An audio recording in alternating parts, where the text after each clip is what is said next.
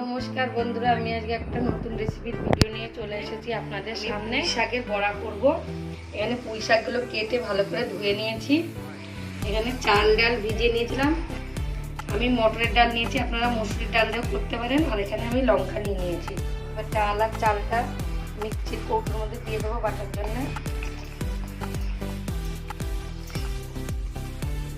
কাঁচা লঙ্কা দিয়ে দেবো। একটু ঝাল ঝাল করবো বলে আমি একটু লঙ্কাটা বেশি দিয়েছি। চাল ডালটা বেটে এনে আপনাদেরকে আমি এবার দেখা, এটা বাটা হয়ে গেছে। আমি এবার অন্য পাত্রের মধ্যে নিয়ে নেব।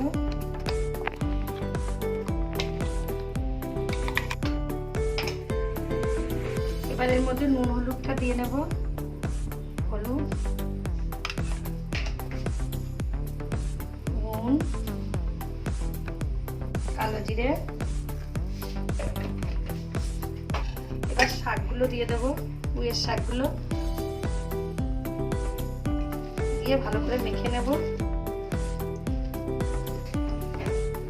শাক দিয়ে, ডাল দিয়ে, চাল দিয়ে ভালো করে মেখে নিয়েছি। এবার আমি বড়াগুলো ভেজে নেব। কড়াই গরম হয়ে গেছে, তেল দিয়ে দেবো।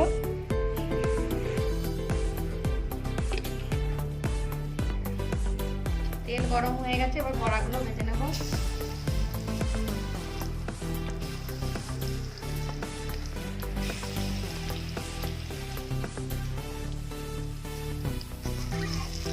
এবার বড়াগুলো উল্টে দেব।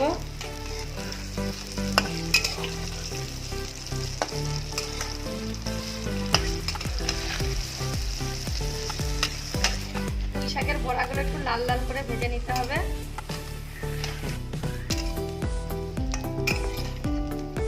এবার বড়াগুলো তুলে নেব।